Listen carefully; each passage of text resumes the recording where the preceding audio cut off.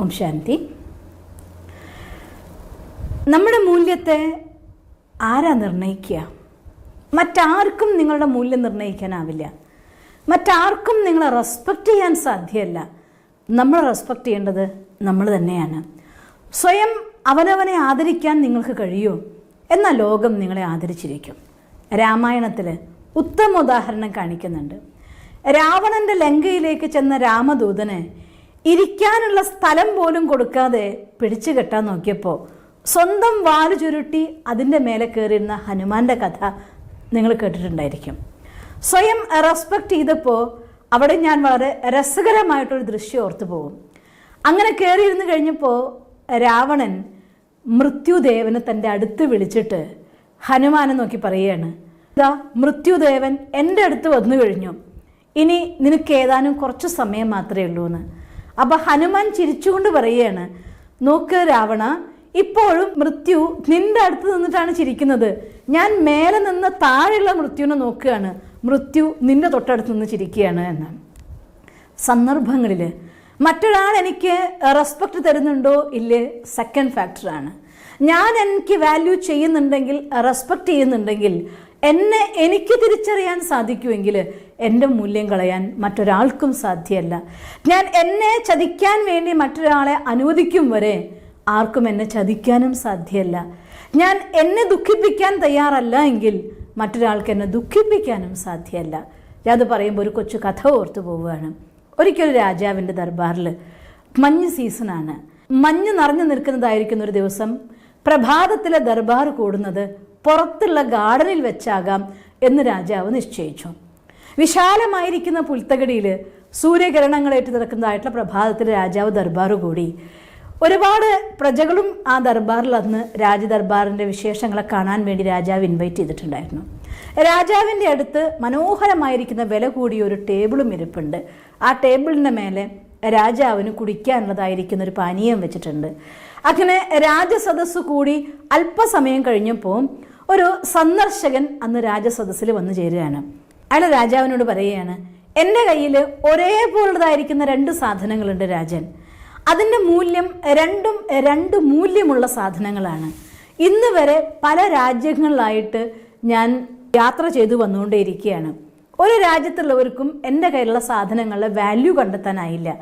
നിങ്ങളുടെ രാജ്യത്ത് ദർബാർ കൂടിയിരിക്കുന്ന സമയമാണല്ലേ, അങ്ങയുടെ അടുത്ത് ഞാനും വെല്ലുവിളിക്കുകയാണ്, അങ്ങയ്ക്ക് സാധിക്കുമോ ഈ 2 സാധനങ്ങളുടെ മൂല്യം കണ്ടെത്താനായിട്ട്?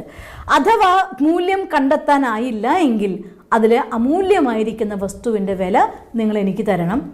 അഥവാ നിങ്ങൾക്കിതിൻ്റെ മൂല്യം കണ്ടെത്താൻ സാധിക്കുമെങ്കിൽ ഈ അമൂല്യമായിരിക്കുന്ന സാധനം ഞാൻ നിങ്ങളുടെ ഖജനാവിലേക്ക് ഗിഫ്റ്റായിട്ട് തരുന്നതായിരിക്കും എന്നയാൾ വെല്ലുവിളിക്കും. രാജാവിനൊരു ശങ്കയായി.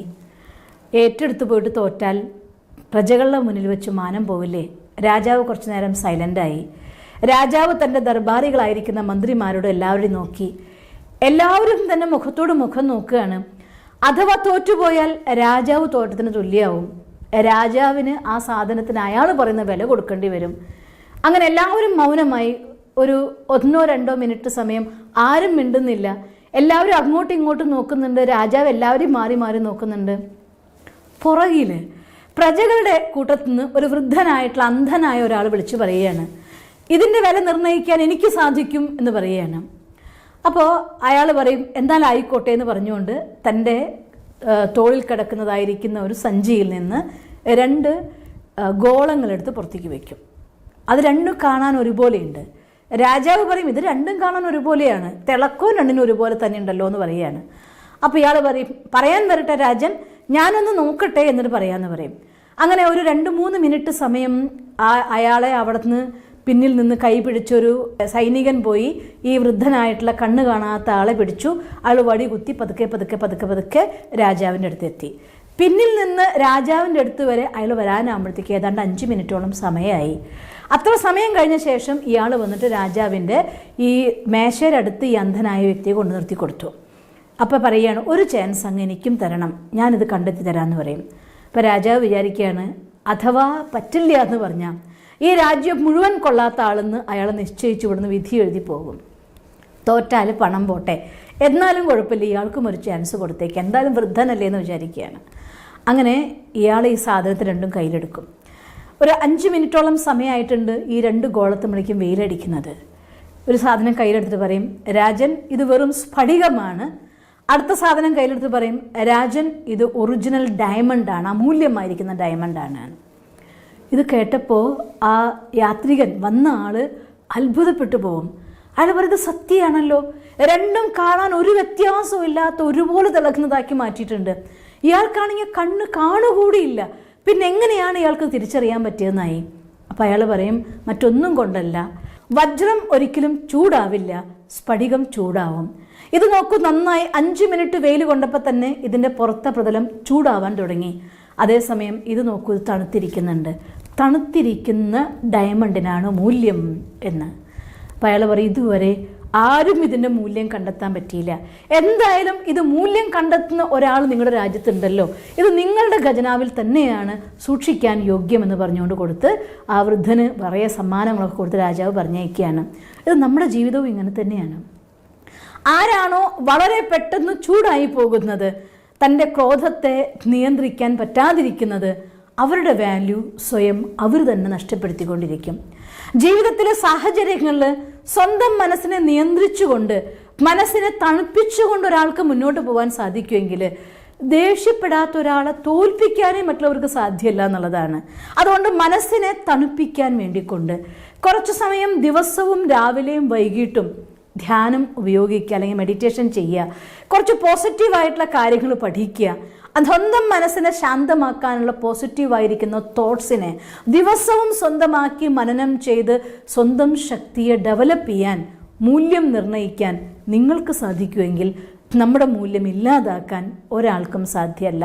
തണുത്തതിനാണ് വില, ചൂടുള്ളതിനല്ല വില. ജീവിതത്തിൽ ജയിക്കണമെങ്കിൽ മനസ്സിനെ തണുപ്പിക്കണം നമുക്ക്, അപ്പോഴേ സാധ്യമുള്ളൂ. എത്ര സ്ട്രോങ് ആയിരിക്കുന്ന ഡയമണ്ട് ആണോ അത്രയും കുറച്ചേ അത് ചൂടാവുള്ളൂ. നമ്മുടെ മൂല്യം എത്ര ഹൈ ആണോ അത്രയും നിങ്ങളുടെ ക്രോധത്തിന് മേലെ നിങ്ങൾക്ക് നിയന്ത്രണം കൊണ്ടുവരാൻ സാധിക്കുമെങ്കിൽ നിങ്ങളുടെ മൂല്യവും നിങ്ങൾക്ക് വർദ്ധിക്കാൻ സാധിക്കും. അതുകൊണ്ട് സ്വന്തം മൂല്യത്തെ സ്വയം നിങ്ങൾക്ക് കൽപ്പിക്കാനാവണം, എങ്കിൽ ആർക്കും നിങ്ങളുടെ മൂല്യം കുറച്ച് കാണിക്കാനാവില്ല. അതുകൊണ്ട് നമ്മുടെ ജീവിതത്തിൽ നമ്മൾ ഉൾക്കൊണ്ടൊരു പാഠമുണ്ട്. പലരും എൻ്റെ അടുത്ത് സംസാരിക്കുമ്പോൾ പറയും, സമയമില്ല, തിരക്കാണ്. രാവിലെ എഴുന്നേറ്റാൽ ഭർത്താവിനും കുട്ടികൾക്കും പോകും മുന്നേ ആഹാരം ഉണ്ടാക്കണം, വീട് വൃത്തിയാക്കണം, കാര്യങ്ങളൊക്കെ ചെയ്യണം. രാവിലത്തെ ധ്യാനത്തിനുള്ള സമയം കിട്ടില്ല. ഉറങ്ങും മുന്നേ കുറച്ച് സമയം ഞാൻ മെഡിറ്റേറ്റ് ചെയ്താൽ മതിയോ എന്ന് പലരും എന്നോട് ചോദിക്കാറുണ്ട്. യെസ്, മതി എന്ന് ഞാൻ ഉത്തരം പറയാറുണ്ട്. എന്തുകൊണ്ടാണെന്ന് വെച്ചാൽ അത്രയ്ക്കെങ്കിലും ചെയ്യട്ടെ എന്ന് കരുതിയിട്ടാണ്, അല്ലാതെ അത് സഫീഷ്യൻ്റ് അല്ല. കുറച്ച് സമയം രാവിലെ എഴുന്നേറ്റ് മെഡിറ്റേറ്റ് ചെയ്യാനും ഇൻ ബിറ്റ്വീനിൽ 1-2 മിനിറ്റ് സമയം നമ്മളെ ഊർജം നിറയ്ക്കാൻ ഇടയ്ക്കിടയ്ക്ക് നിങ്ങൾ സമയം കണ്ടെത്തി നോക്ക്. ആ ഊർജം നിങ്ങളുടെ കർമ്മത്തിൽ കർമ്മകുശലതയെ വർദ്ധിപ്പിക്കും. എനിക്ക് രാവിലെ തന്നെ ഓഫീസ് കോളാണ്, പേപ്പർ വായിക്കണം, ന്യൂസ് നോക്കണം, അത് വേണം ഇത് വേണം, നിങ്ങൾ എനിക്ക് സമയമില്ല എന്ന് നിശ്ചയിക്കുന്നുവെങ്കിൽ നിങ്ങൾക്ക് സമയം ഉണ്ടാക്കി തരാൻ ആർക്കും പറ്റില്ല. നിങ്ങൾ എനിക്ക് ചെയ്യാൻ സാധിക്കുമെന്ന് പ്ലാൻ ചെയ്യുന്നുവെങ്കിൽ നിങ്ങളുടെ സമയത്ത് എടുക്കാനും ആർക്കും ആവില്ല. ഞാൻ മനസ്സിലാക്കിയെടുത്തോളം ജീവിതത്തിൽ വിജയികളായിരിക്കുന്ന 90% ആളുകളും അവരുടെ ജീവിതത്തിൻ്റെ കുറേ സമയം അവനവന് വേണ്ടി സ്പെൻഡ് ചെയ്യുന്നവരാണ്, മെഡിറ്റേഷന് വേണ്ടി ടൈം സ്പെൻഡ് ചെയ്യുന്നവരാണ്, പഠിക്കാൻ വേണ്ടി സമയം കണ്ടെത്തുന്നവരാണ്, വായിക്കാൻ വേണ്ടി സമയം കണ്ടെത്തുന്നവരാണ്. നിങ്ങൾക്ക് ജീവിതത്തിൻ്റെ ഏത് തലത്തിലായിക്കോട്ടെ, അമ്മയായിക്കോട്ടെ, അച്ഛനായിക്കോട്ടെ, വീട്ടമ്മയാവട്ടെ, വിദ്യാർത്ഥിയാവട്ടെ, ഹൈലി ബിസി ആയിരിക്കുന്ന ഓഫീസർ ആയിക്കോട്ടെ, നിങ്ങളുടെ ജീവിതം നിങ്ങൾ എനർജൈസ് ചെയ്യാൻ തയ്യാറല്ലെങ്കിൽ പതുക്കെ നമ്മുടെ മനസ്സിൻ്റെ നിയന്ത്രണം നമ്മുടെ കയ്യിൽ നിന്ന് പോകും. കൊച്ചു കാര്യങ്ങൾക്ക് ഇറിറ്റേറ്റഡ് ആവാൻ തുടങ്ങും, ഡിസ്റ്റർബ്ഡ് ആവാൻ തുടങ്ങും. നിങ്ങളെ പിന്നിൽ നിന്ന് ചിരിക്കുകയും മുന്നിൽ നിന്ന് തലകുനിക്കുകയും ചെയ്യുന്ന അവസ്ഥ സംജാതാക്കപ്പെടും. നിങ്ങൾക്ക് കിട്ടേണ്ട ആദരവ് മനസ്സിനാണ് വേണ്ടത്. വേണോ നമ്മളെ തണുപ്പിച്ചേ പറ്റൂ, തണുപ്പിക്കണോ മെഡിറ്റേഷന് വേണ്ടി സമയം കണ്ടെത്തിയേ പറ്റൂ. അതുകൊണ്ട് ദിവസവും കുറച്ച് സമയം മെഡിറ്റേഷൻ ചെയ്ത് നമ്മളെ കൂളാക്കി മനസ്സിൻ്റെ മേലെ നിയന്ത്രണം കൊണ്ടുവരാൻ നിങ്ങൾക്ക് കഴിയുമെങ്കിൽ നിങ്ങളുടെ മൂല്യത്തെ വർദ്ധിപ്പിക്കാനും നിങ്ങൾക്ക് സാധിക്കും. നിങ്ങൾക്കങ്ങനെ സാധിക്കട്ടെ എന്ന് ഞാൻ ഈശ്വരനോട് പ്രാർത്ഥിക്കുന്നു. ഓം ശാന്തി. ദിവസം തോറും ജീവിത വിജയങ്ങൾക്ക് വെളിച്ചം വീശുന്ന പുത്തൻ വീഡിയോകൾക്കായി ഞങ്ങളുടെ യൂട്യൂബ് ചാനൽ സബ്സ്ക്രൈബ് ചെയ്യൂ. നോട്ടിഫിക്കേഷൻ ലഭിക്കുന്നതിനായി ബെൽ ഐക്കൺ ക്ലിക്ക് ചെയ്യൂ. ഒപ്പം ഞങ്ങളുടെ ഫേസ്ബുക്ക്, ട്വിറ്റർ, ഇൻസ്റ്റാഗ്രാം പേജുകൾ ഫോളോ ചെയ്യൂ. നന്ദി.